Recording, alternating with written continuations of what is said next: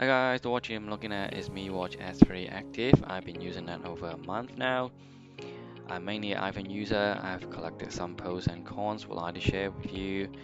Hopefully that will help you in making purchase decisions.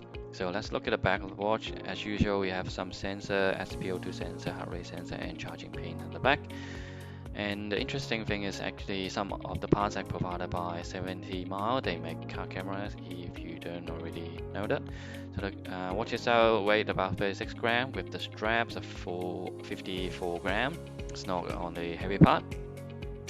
So when you turn on, of course, you need to update, and the update actually, the first update took me almost 30 minutes, which is quite a long time because I used some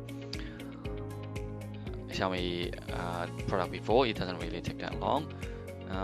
But if you compare to the Android experience, it's actually quite different because everything on Android is just so much faster, and it only takes half of the time to sync everything like updates and watch faces. And let me just show you how to sync a watch face and how long does it take.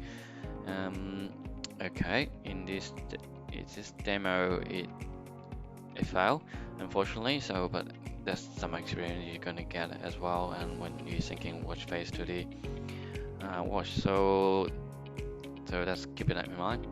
In terms of connections, you need to have two Bluetooth connection, and when you compare to Android device, you need to have one to sync everything.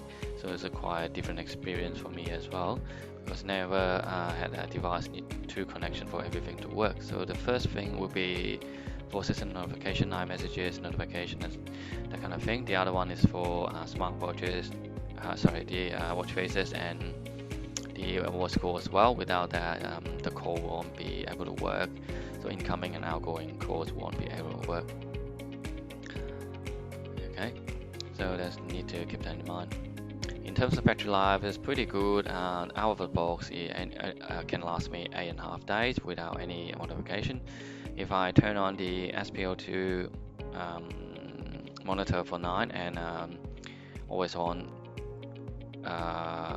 functions, which will reduce battery life to 4 days. So each of function actually reduce 2 days of battery life. In terms of the coating, it's pretty good. It doesn't attract a lot smudges or fingerprints that much.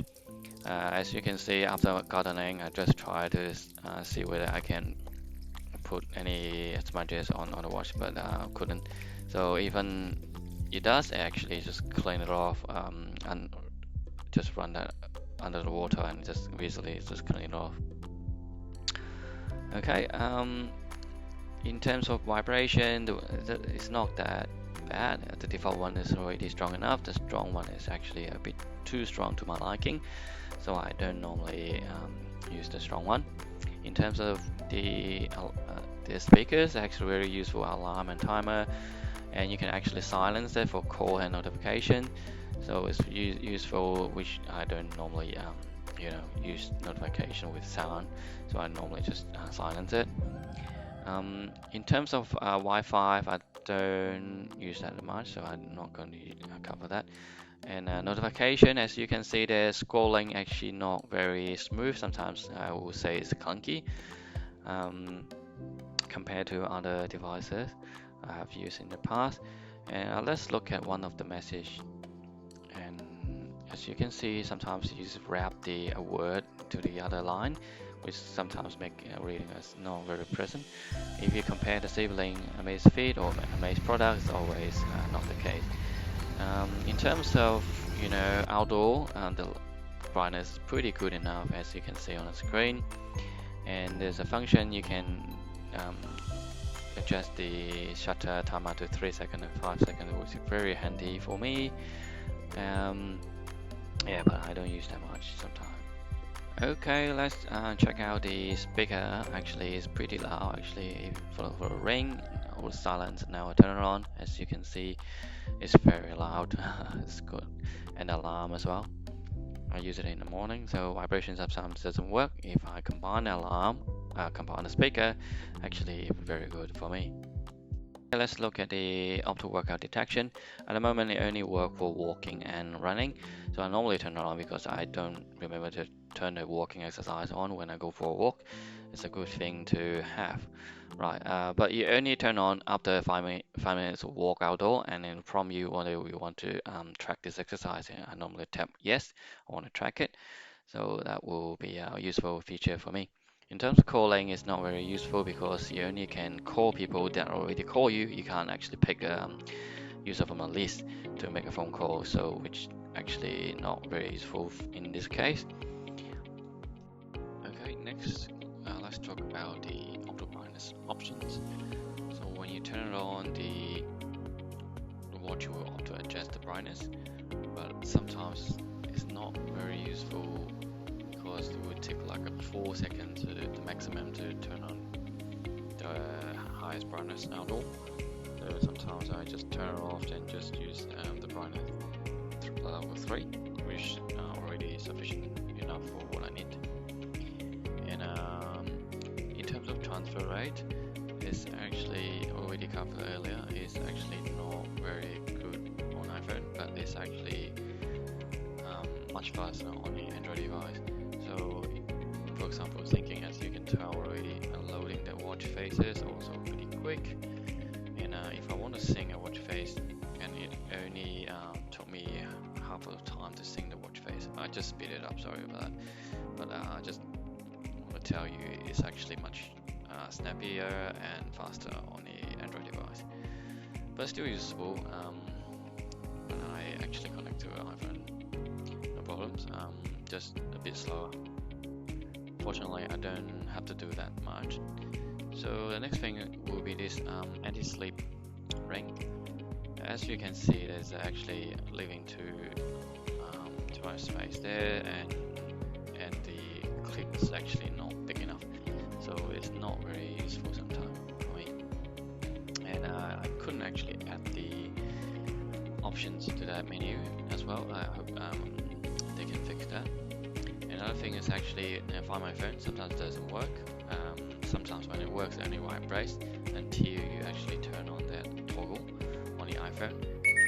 Then you can hear that normal sound, which works good on most of the devices I used in the past.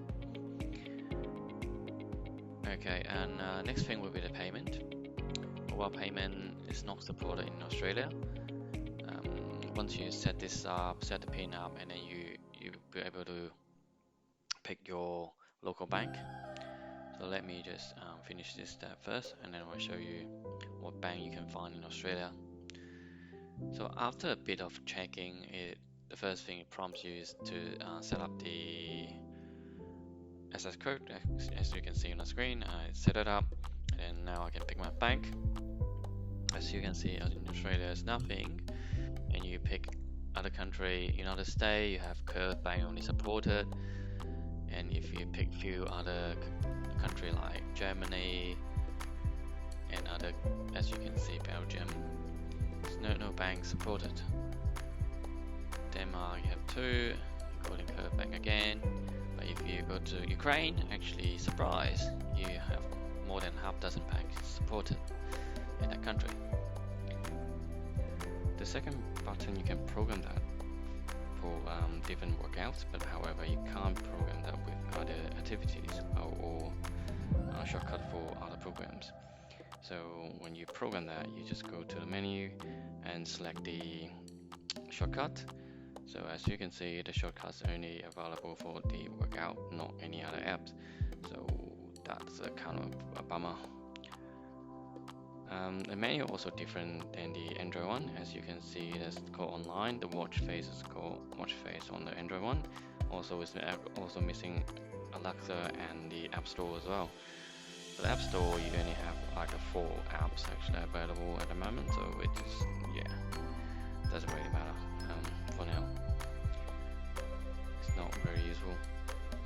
And the vibration sometimes for the alerts only vibrate once and vibrate less than a second sometimes, so that's not very useful as well. So that can be improved. In terms of weather, that's actually doesn't really update even after a few days. If you don't go into the app and click sync, it doesn't really update.